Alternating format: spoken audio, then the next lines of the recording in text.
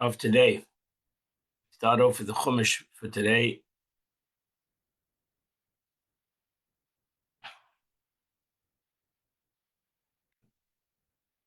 Yeah.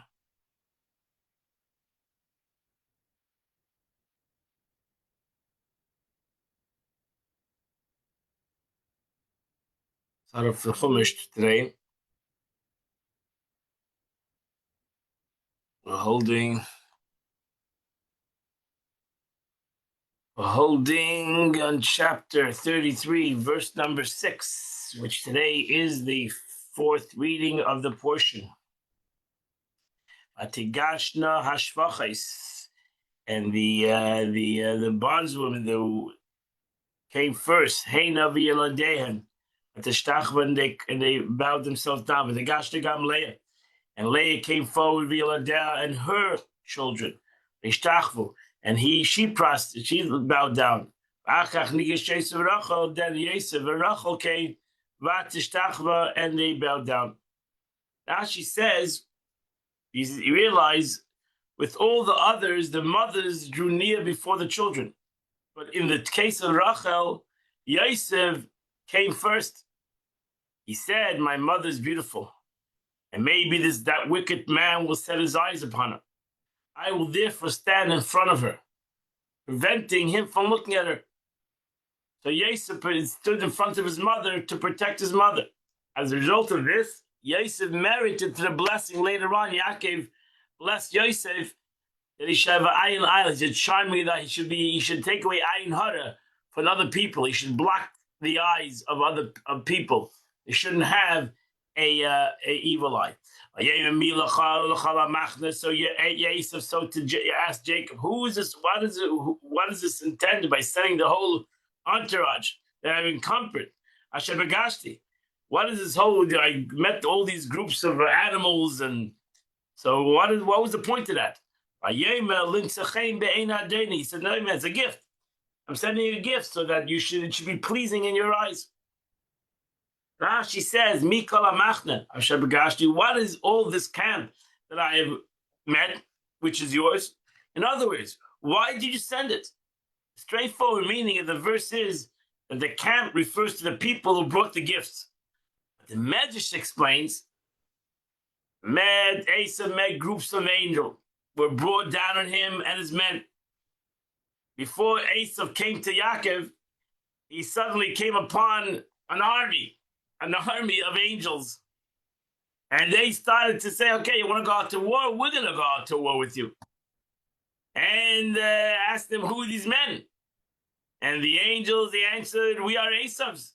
The angels then said to him, okay, let's go. Let's start hitting them. We're going to start fighting with the 400 men.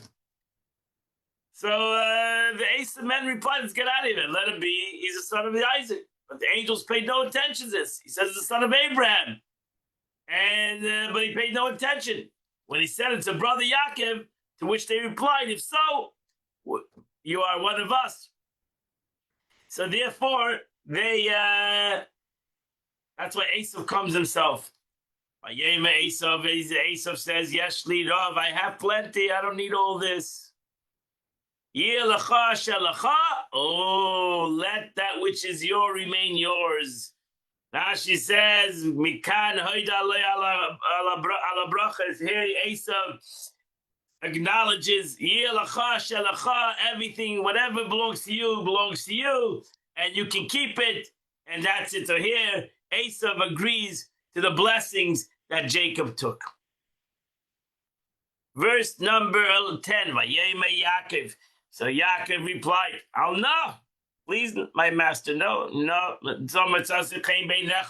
If you're pleasing in your eye, in my eyes, in your eyes, take the gift from my hand. Because seeing your face, which is so dear to me, as seeing is as seeing the face of God. And you have been gracious to be appeased by me. Rashi says, I'll not tell you, okay, do not please say this. Rashi key. If you now find favor in my eyes, then please accept the gift. from me, because I beheld your face. For ki is fitting and proper. Ki over here means for, fitting proper for you to accept my gift. Since Al Kain, I've seen your face, which is valuable to me. I've seen the face of an angel, that I've seen your guardian angel. Another reason, because he told him, I not only have seen your face, I've seen your face of your angel. There we see that mentioned yesterday in the Tanya, that we call an angel Elikim, because he's not talking about God. He's talking about the angel.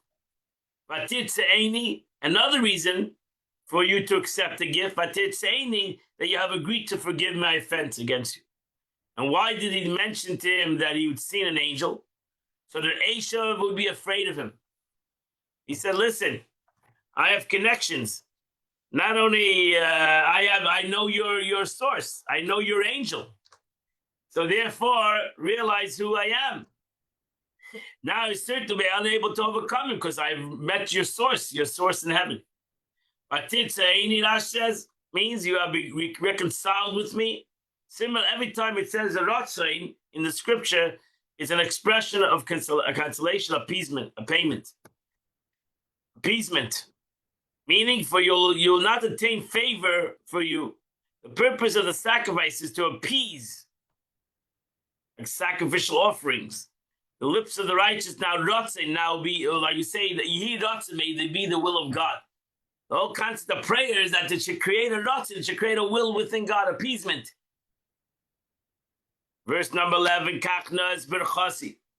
Take my gift, asher havulach, which I brought to you, ki chanani elekim, because God has been kind to me. V'chiyesh li koil, I have everything I need.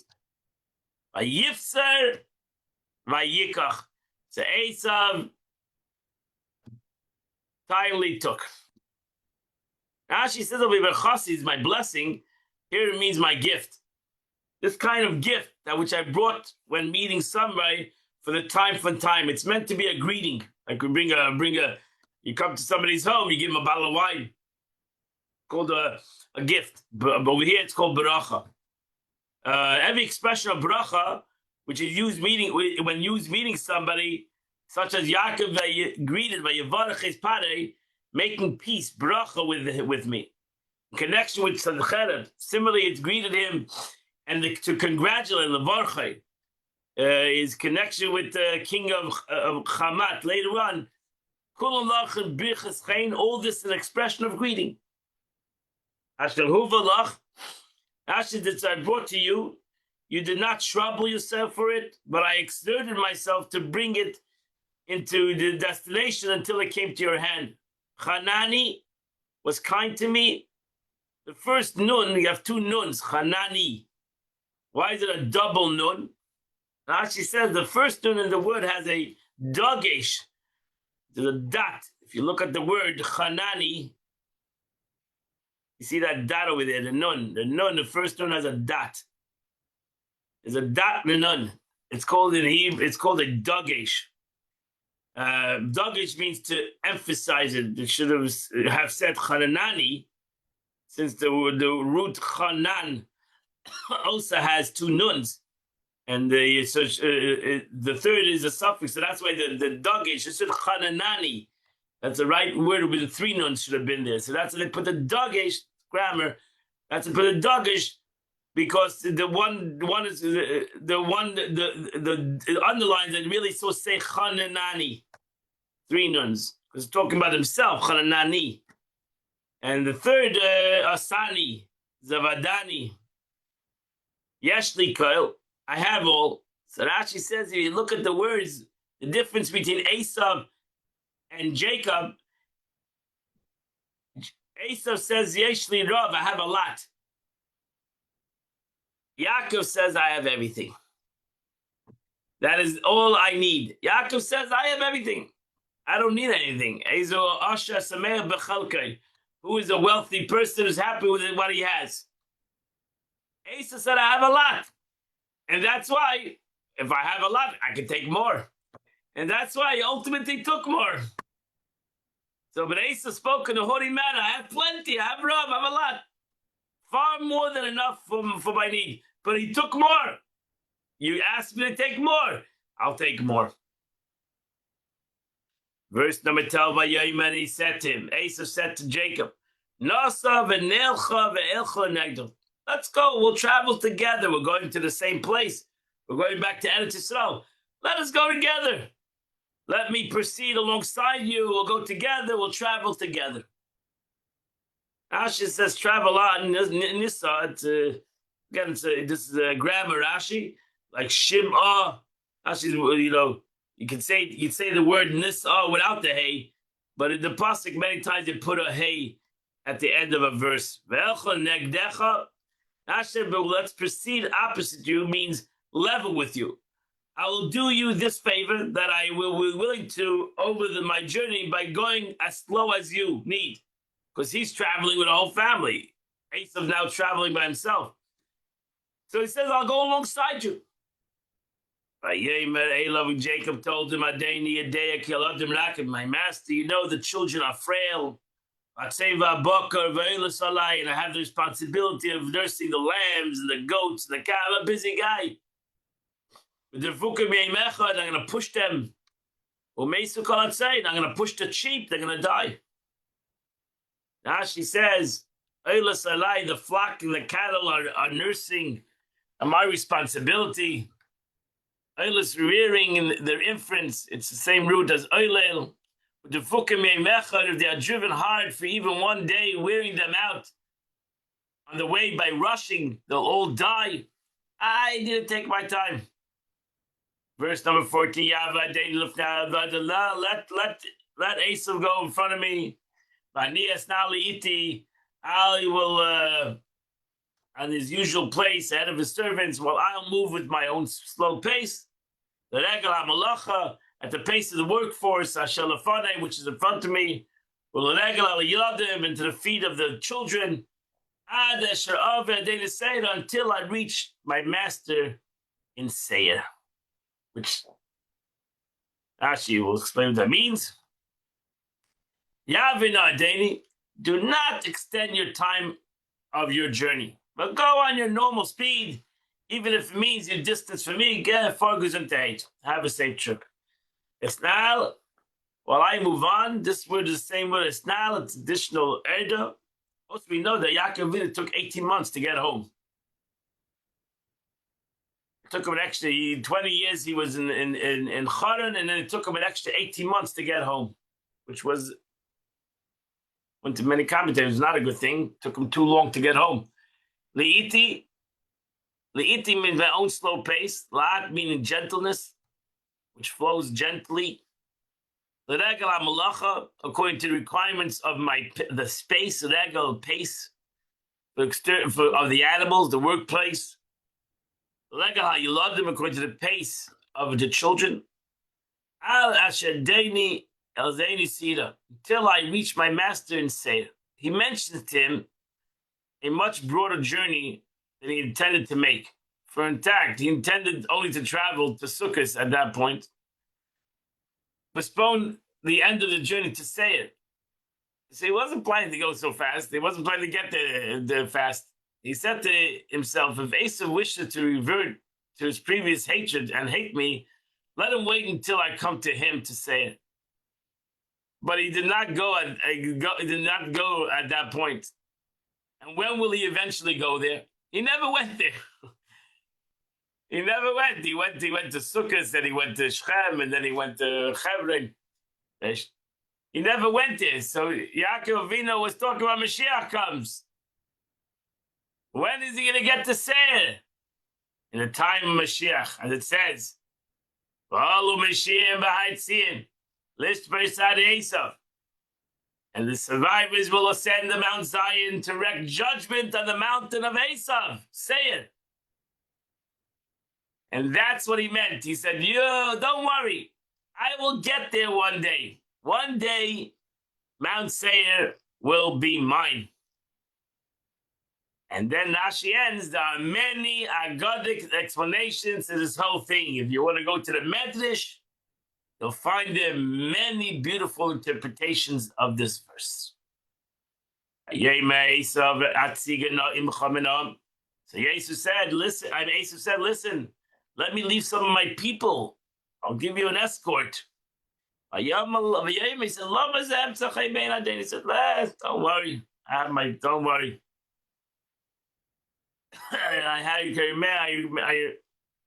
Why should you do this? I can remain faithful in my master's eyes. He said, why do you need to do this favor, seeing as I do not need it? I can remain favorable in my master's eyes, and you not need to repay me now for any compensation, my gift. Don't worry, don't worry. Yosef and Esav on that day went back to Seir, went back to his home. Rashi says, what do you mean Esav? I thought he had 400 men. Esav returned alone with the 400 men who had accompanied him and slipped away from him one by one. They all ran away. And where did we find the Holy One? Blessed be He. Paid them back for this. The time of King David. It says none of the Amalekites escaped except the 400 young men who rode on camels. So these 400 men who slipped away, you said, I'm not going to win, be part of this whole thing, with the angels coming there and they realized the Yaakov who he was. So they all slipped away. God ultimately repaid their descendants. Because David HaMelech, we're talking about 500 years for now. Oh, what kind of 5? We're talking about 900 years, 800 years for now. So ultimately, God repaid them, the descendants of Esav, that he saved 400 men. Yaakov Nasa Sukkos. And then Yaakov traveled to Sukkos. Vayivan loy bayis. He built himself a house in Sukkos. L'knei also Sukkah. And he made stables for his animals. Al Kain Kodesh Shmoi Sukkos. And that's why he called it Sukkot.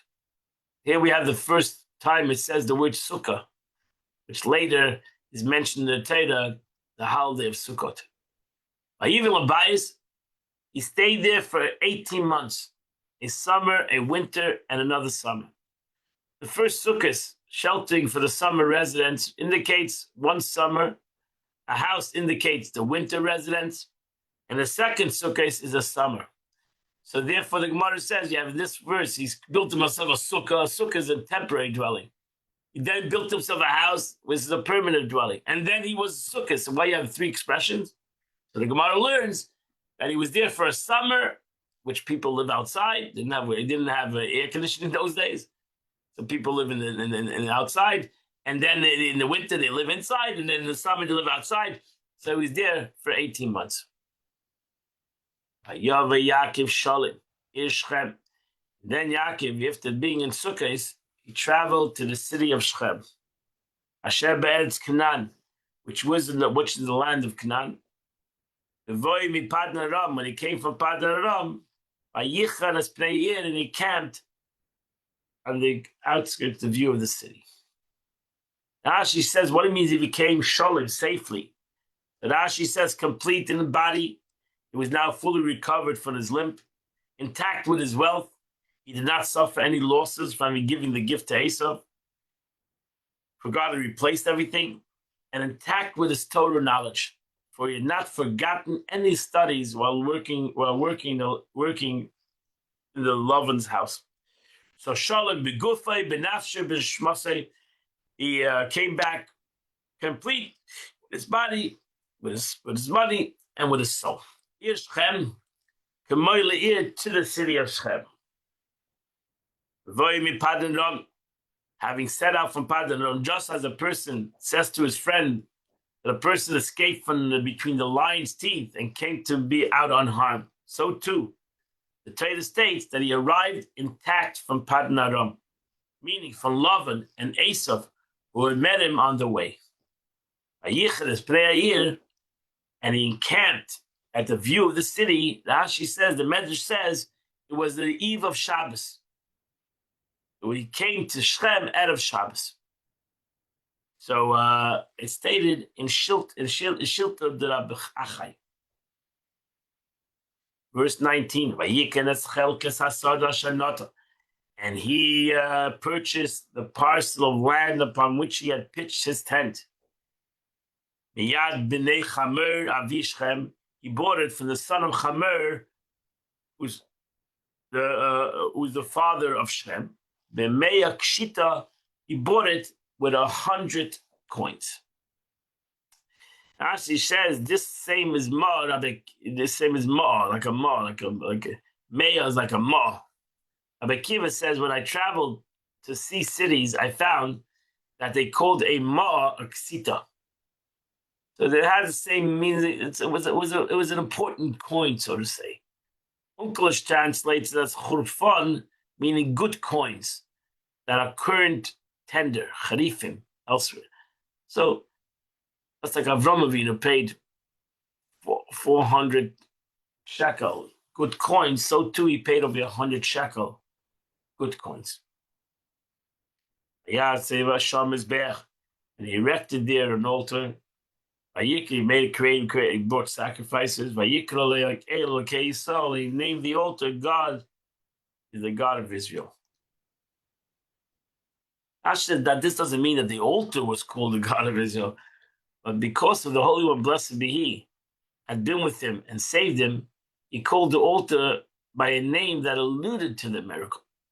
So to praise God would be mentioned wherever it's called by His name. Thus, the name, it means He who is God, meaning the Holy One, blessed be He, He's the God for me, whose name is Israel. Similarly, we find with Moshe Rabbeinu, he gave the altar a name that made people proclaim Hashem Nissi. It doesn't mean that the altar was called Hashem Nissi, God, my miracle. But the altar's name caused a proclamation, recounting the miracle, declaring the praise of the Holy One, blessed be He, God is my miracle.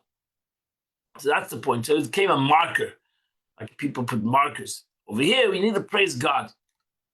You know, we learn from that when something happens to you on the road or something, and a miracle happens, it then has to be a marker.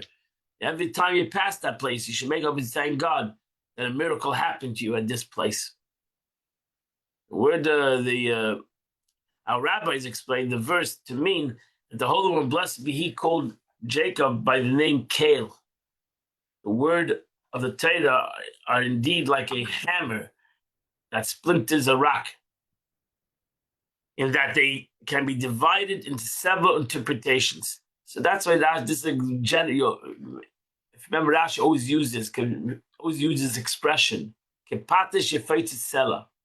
When you learn a pasuk, it's like a hammer that breaks a rock. Take a hammer, you break a rock, now it splinters into many places. So too, when you learn Torah, you have to be like a hammer that breaks a rock. You got to learn the pasuk, and now it can be splintered into many interpretations. But va'ani, so even though you take this pasuk, what is the meaning of this pasuk? What was he doing over here? Va'ani liyashib shuta shemikabasi.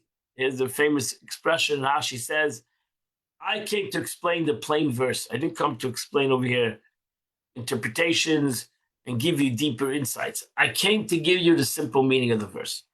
I came to explain the verse, like Rashi said before. I came to teach a 5-year-old child how to understand the verse.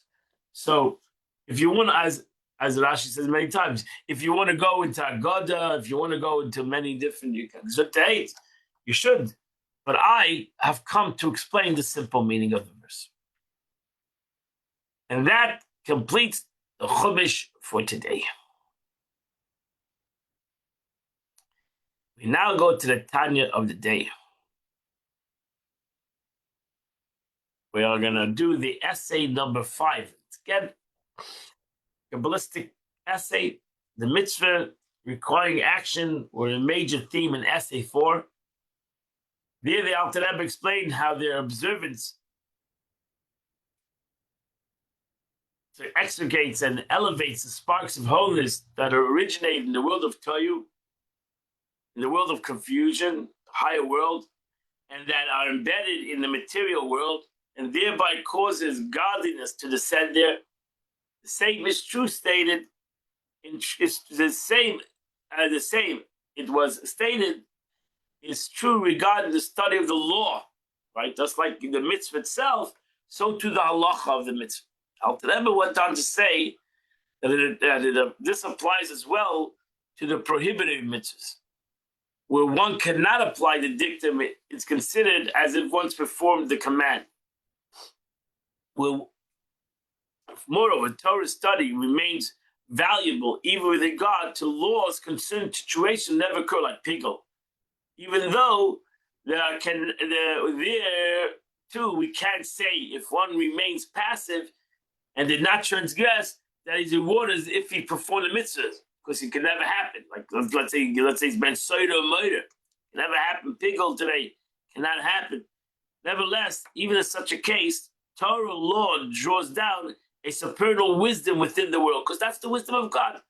So therefore, by learning it, you're bringing down the wisdom of God into the world. That's what the long essay we learned the past 2 weeks.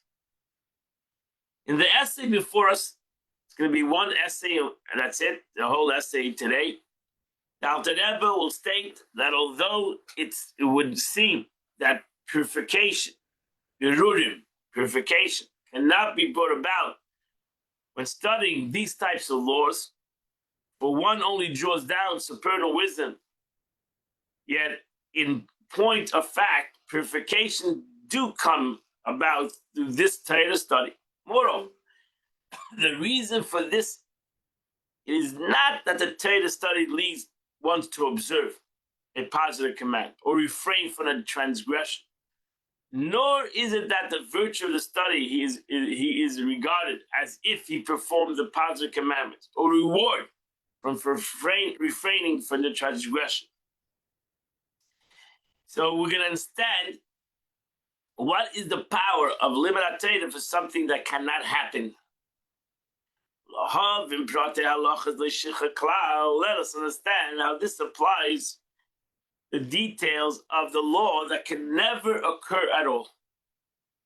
And it's possible it will never actually exist. Never existed, the law, and it's never going to happen even when Mashiach comes. Okay, as I said, the laws of pigul and the like, right? Because we cannot do it now. And when Mashiach comes, who's going to want to make pigul? So why do we need to have a law of pigul when it cannot happen now? It hasn't happened in the past 2,000 years, pigul. And pigul means when a person has a prohibitive thought, bringing a sacrifice. So it's not going to happen now, and it's not going to happen in the future. So how does study? So why do we need to learn this law? So what does the study of these laws extract, refine, and elevate sparks of Torah? So so the Alter Rebbe explains, according to Kabbalistic teaching, it's known that every prohibition, every prohibited thing in this world, has a source and a root in the life of a clip of something that covers. That means she'im loikein, for otherwise, there would not exist in this world without the flow from above. So anything that is negative has someplace a source above. Bilti hashpah li'emev doesn't have vitality from above. Even negativity, everything has to have a source. Good, bad, and everything in between. Everything has a source. For one, the salsa will bring Yosef inside. Yosef was a guy who played with his hair. He had long hair, beautiful long hair. Medrash says all the girls would run after him because he was a beautiful looking guy. And he was Masalsa Basadi. That was one of the things he did in the Eibushter, and you'll soon learn Rashi. God, next week's portion. God gets a little bit angry. He's Masalsa Basadi. It's beautiful. He's playing with his vanity. So even the one who crinkles his hair, Guy Gavda, receives his life force, Mekabel Chayes Berezu Meklippet. So a person that plays with his hair, vanity, for vanity reasons, where does he get that vitality to have this beautiful hair? It comes from klippus. So everything has a source. Everything has its power, its existence. Hilkach, if everything has a power and existence, Hilkach gab prati isa shleibal de maisa. So therefore, now to them says even as something that's prohibited, that never actually came into existence, has a source. So maybe it's not doesn't have the capability to happen on a carbon that has a source. Maybe what everything has. What's pigel? Pigel is the concept of thinking a negative thought. Right? You bring a carbon, you're bringing a carbon chatos, whatever. You bring a sacrifice, a carbon shlomim, let's say. What we're going to come to in the book of Leviticus. You bring a peace offering. So the peace offering has to be eaten in Yerushalayim. Right? So what's the pigel? Pigel, the guy's thinking, I'm going to take it to Boca. While he's bringing the carbon, I'm taking it to Boca. He has a thought that he's not allowed to do. Right? Nobody knows the thought besides him and God. That's called pigel. Now the carbon is unfit. Nobody might never ever know. But the Torah says you brought an unfit carbon. It's an abomination. It's an abomination. Right? So that's the concept. So you can take this concept. You're right. Right now you can't do the physical pigel, but you can do the spiritual pigel. The concept of pigel is we can learn from it. Whether you can do it, you can't do it, because it has its concept in the spiritual world. So if I do something with a negative thought, that's pigel. So if I'm doing A with a B, that's the concept of pigel. Because in a spiritual sense, that is pigel. So therefore, we should learn the laws of pigel. We should know them maybe better. Because we can have always different thoughts. And that's the clipper. That's the clipper pigel. Ilka prati student. Shalei balde mais mela mazagash bekoma kashana shachais and messias pepelman bechalas clipper. Still, the root of their life force do actually exist in the spiritual chambers of clippers. So these, therefore, even though practical instances, it's that possible never did or never actually occur. For example, you have the people. We have the laws of making mistake and misdeeds, like when tithing. Because you made a mistake called the 9th thief to 10th thief. God, you have a lot of things, a lot of laws that maybe never happened. The kind of eventually that cannot be deliberate and thereby cause the clipper to light upon it.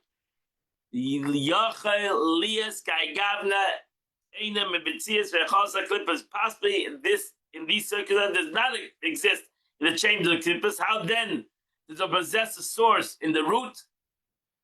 So now you have this note of the Tzemach Tzedek. The Tzemach Tzedek's note he put in the Tanya. This Tzemach Tzedek is the Alter Rebbe's grandson, who made notes in the Tanya, which his children forced him to put into the Tanya.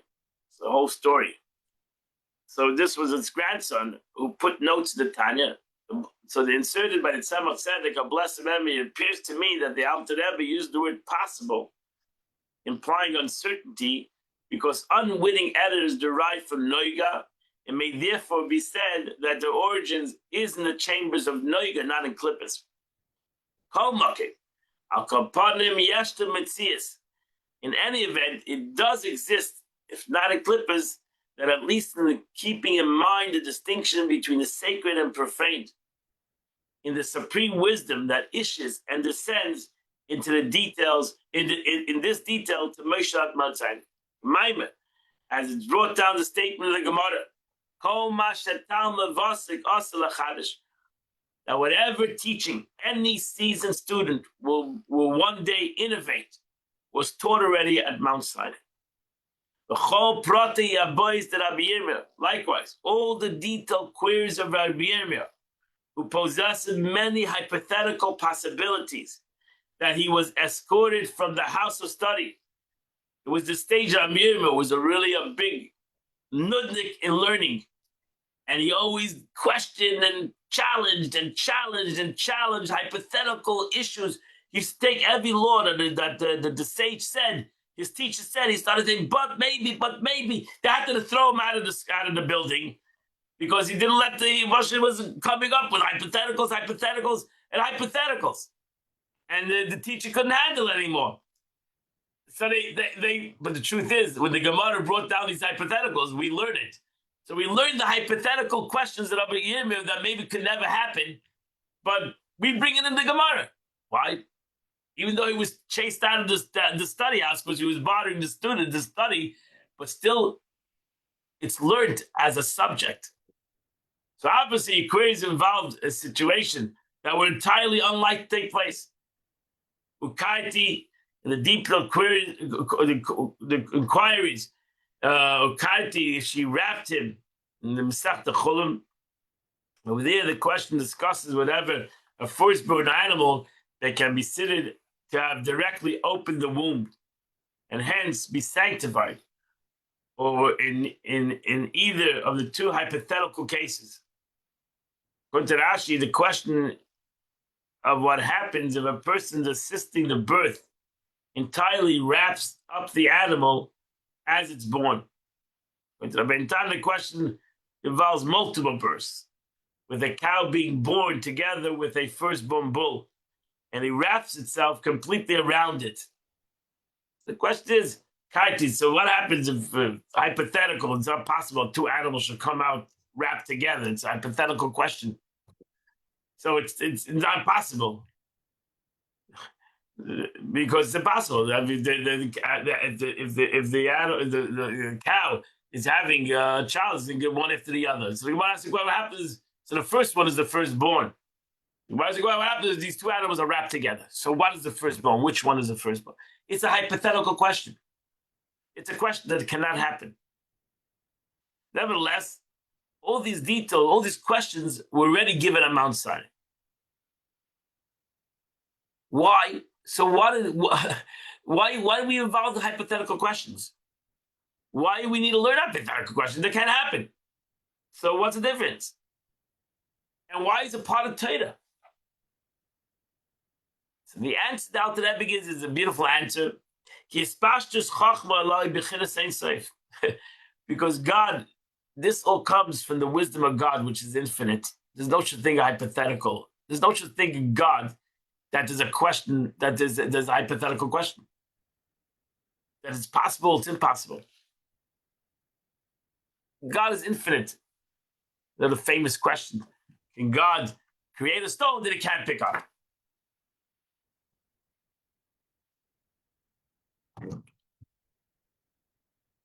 It's a question. It's a hypothetical question. But the ain't safe. The Amos is infinite. To say it can pick it up, you can pick up every stone, you take away his infinity. If you say it can't pick up, you take away his infinite. It's a hypothetical question. And therefore, we find the Gemara many hypothetical questions that maybe cannot happen, never will happen. But because the Amos is infinite, questions are infinite. As long as you try to study, the questions are infinite.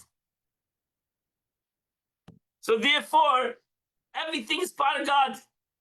Whether it's a knowledge that is a reality, could happen, or whether it's a knowledge that's above reality, that maybe will never happen, like the law of a ben Soda murder, a wayward child. The Gemara says it's never going to happen. Cannot happen if you understand the law. It's impossible to ever happen. But we need to learn it because that was the wisdom of God. God is not only in the finite; He's also in the infinite.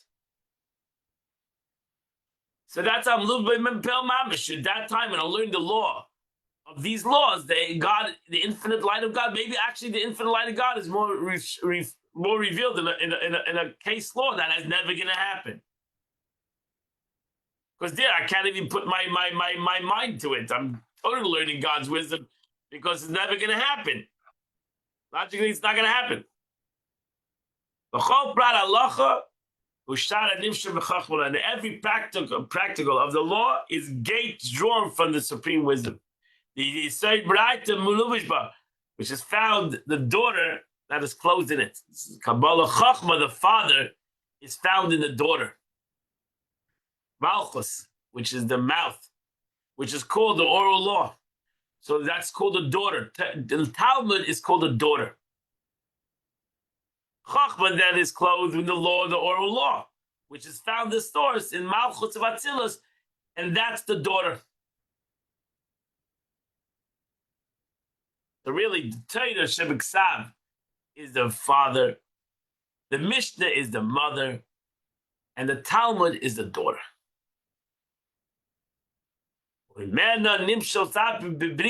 So you should realize it's all feminine.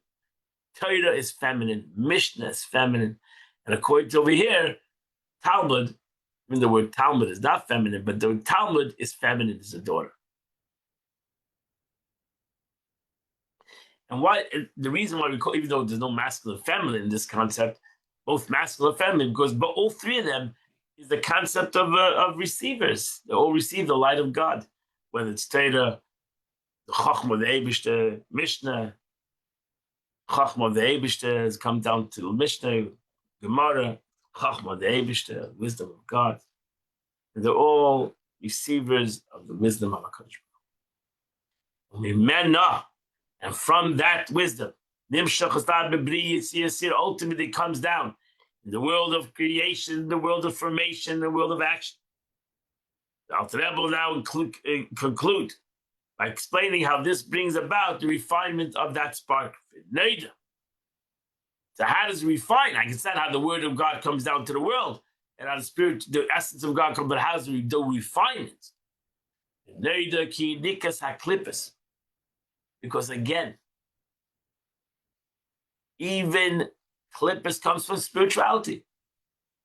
So that's how to refine it. Spiritual, because klippus is a spiritual concept. So this klippa is refined by spirituality, a greater level of spirituality.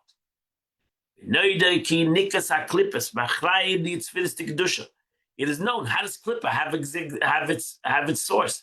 It also has a source of spirituality. So klippus is the covering. Klippus is derived from the hinder part of the 10 spheres of holiness. How does klippus have it's yonik? It absorbs. Klippa is like a bloodsucker. That's a klippa.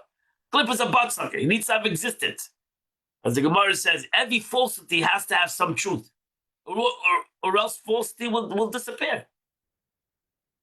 So every sheker has to have a little emes, or else it's going to disappear. So sheker needs to suck the emes. It needs to grab onto the emes. And that's how it exists, by grabbing on to the truth. So every lie that a person says, it has a little truth to it. And that's why he keeps on lying, because he has a little truth. So too, klippus, which means the covering, sheker, which klippus is a sheker, it has, where does it get its existence? It gets existence from kedusha, from holiness, not from the open holiness. It comes from the hinder part, the acharayim, the backside of holiness, the chitzonius. So when we do things, when we do things out of outer reasons, we're basically giving existence to klippus. That's what we're doing. That's what Chassidus learns, right? The more you do things, the pnimius, the more you do things for the inner reason, the more klippus will disappear. The more you do things for outer reasons, that's how you give existence to these negative things. More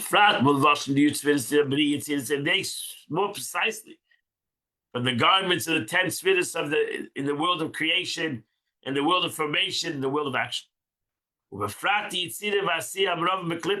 And more precisely, they derive their nurture, from the garments of Yitzira, not from the vessels, but actually from the garments. So the evil klippos of the world, Yitzira, are intermingled with good. And it's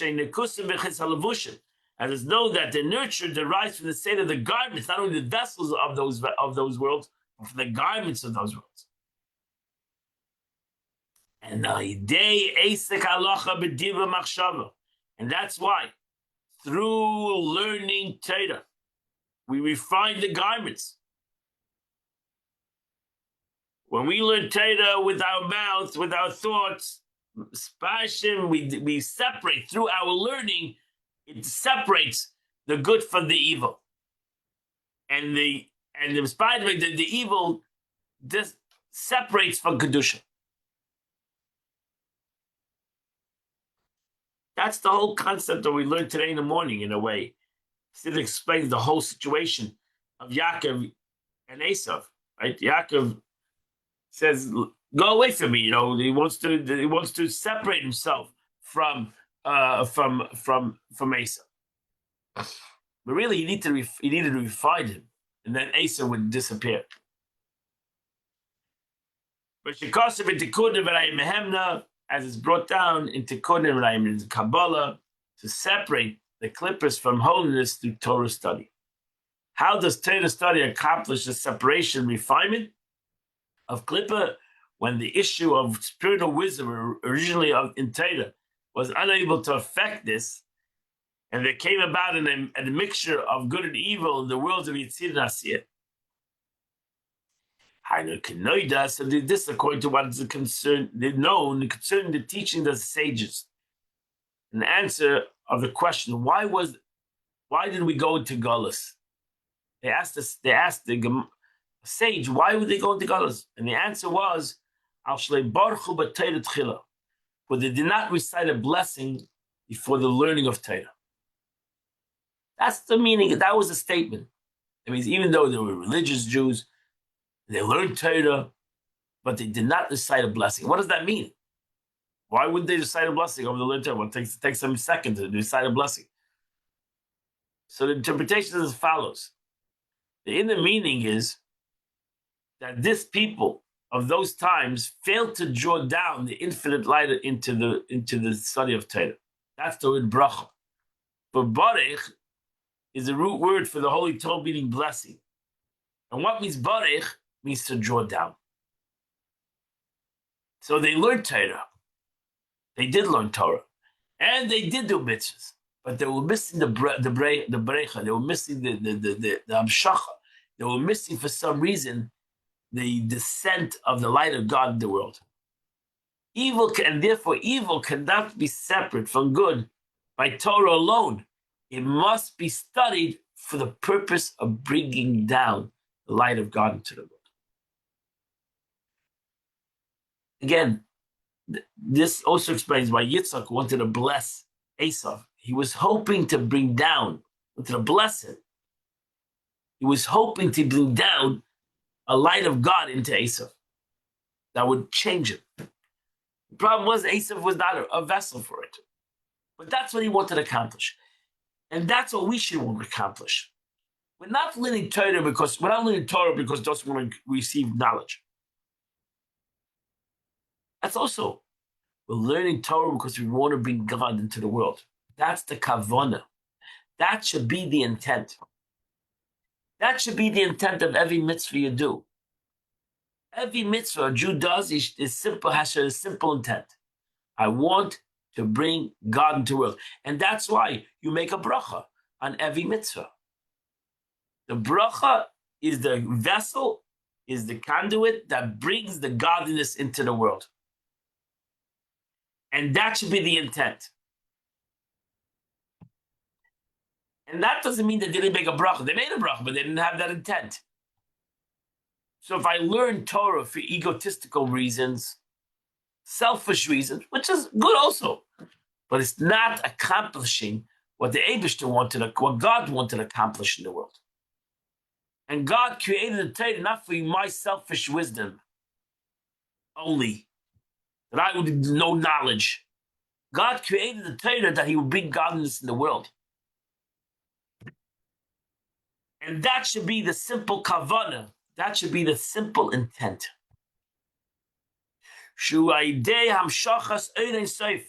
Because when I learn Torah, I bring about the revelation of the infinite light of God. The Chachmei Lam, which is the supernal wisdom, which is clothed in this Torah. And that's the power of Torah. The power of Torah is the power of rectification. That's why Talmud Torah Kedei Kulam, we say every day in our prayers, the learning of Torah is above everything. Because the more Torah you learn, and you learn for the right reason, it's going to change you. Wisdom changes everybody. Your intellect changes you. Real change. A person can be forced to do something, but that's momentarily change. Real change comes through wisdom, not through somebody else's wisdom. Real change comes through one's own wisdom. So that's why when a person learns Torah, it has to change him. If he learns it for the right reason. If he doesn't learn it, that's why you can find a lot of people learning Torah and they're not changing. Because they're learning it for the like Baruch Hu. That's what happened at the time of the. That's what the Gemara says. Why was the Eretz Yisrael destroyed? There were a bunch of holy people, religious Jews, but they didn't bring God. It was all about them, and they did not make a bracha. They didn't bring. They didn't learn the Torah for the real reason, and that was to reveal godliness to the world, reveal godliness to themselves, because it's self-rectification. So this is equal true regarding the study of the laws, prohibited commandments. It's still Torah. So what's the difference? What's the difference? Again, if I'm saying, why do I need to learn this law? Because I'm not going to do Allah. It's not about me. So again, you're saying, I don't need to learn the law. That's not connected to me. You're not learning the law about you. I'm not learning the law about my knowledge. You're right. Why didn't you know no knowledge? It's not going to happen. I'm learning the law for some reason. The Abish says I'm going to come through the world through this law. And that's why I'm learning the law. It's the Chachma of the Abish. It's the wisdom of God that is coming down into the world because I'm learning it. I'm living in this world. And I'm learning this wisdom and I'm bringing down the wisdom to the world. And that's really the reason why I'm learning. To bring down wisdom to the world, God's wisdom in the world. And what happens? The more I bring down God's wisdom in the world, the more evil loses its existence. And that's why Limud Torah is the most powerful, one learning Torah himself or with others is the most powerful tool against any evil in the world. Because it rectifies the world. The aver of Torah, the aura of Torah, the ear of Torah, as it brought down the Zayah, that with wisdom you rectify it. This light is drawn down into supreme wisdom by the supernal likeness of man. Again, we're all going, everything that's here in this world is above. You're sitting and learning Torah here now. The Zohar says something phenomenal. We're sitting and learning Torah here now. Our supernal image above is learning Torah with us. Because I'm also connected above. So my supernal being, my godly being above is sitting and learning with me right now. And we have it sitting a bunch of people, so we're all learning. Our supernal being above is learning together with us. Lamaila. So when man studied Torah, his source above is engaged in Torah study alone also. In the source, in the world of Nukva of Zeir Atzilus and in the Sheish Sfiris, in Zeir Antin, in Bri Yitzir Asira. In the upper world, wherever your source of your soul is. If it's the source of Bria, your soul in Lamaila, Bria is learning Torah. If your source of your soul is Yitzira, your soul Lamaila, your soul above is learning Torah. If your source of your soul is the world of action, it's learning Torah. The Rebbe says, and with this you'll understand, according to what I'm telling you right now, you'll understand another thing.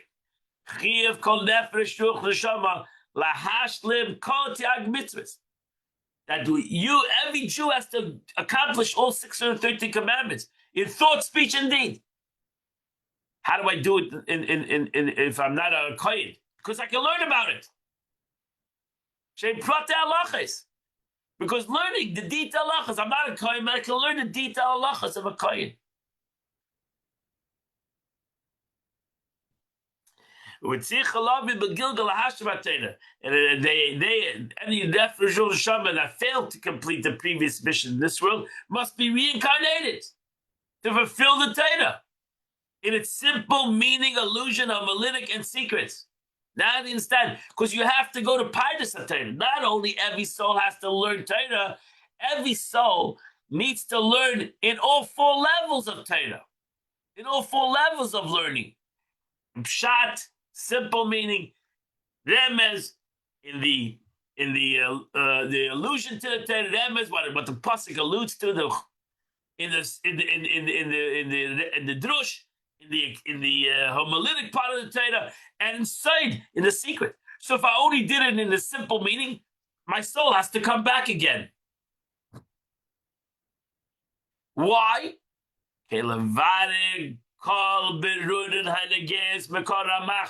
Because I have to sort out and refine. That's my mission, to refine all the sparks pertaining to them, and the 288 sparks that constitute the complete structure of man. Tayag B'chinas Klolus Petrot is the 630 categories, general and particular, that relates to each soul. So we got a big job, my friend.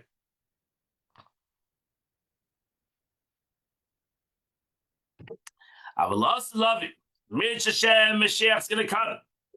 The time to come, when refinement will be culminated, and the world will be refined already. So what are we going to learn? Then the Midshem the Torah, what we'll focus on in the learning of Torah will be the concept of action of good. We won't have to worry about piggle, etc. The purpose is to elevate. The journey of elevation will continue even after Mashiach comes, because it's infinite. So therefore, Mashiach comes, we'll still learn Torah, we'll still be doing mitzvahs, because we need to elevate ourselves spiritually higher and higher and higher. Not to do about evil. It's about God. Good is unlimited. And also regarding the 365 negative commandments, even though we're not going to do a negative commandment, we're not going to have a Yetzer Hara for a negative commandment. But the concept of the wisdom of God is unlimited. To sweeten them through the attributes of kindness, that the 248 positive commandments, to fuse them, the negative ones, the attribute of severity with the attribute of kindness.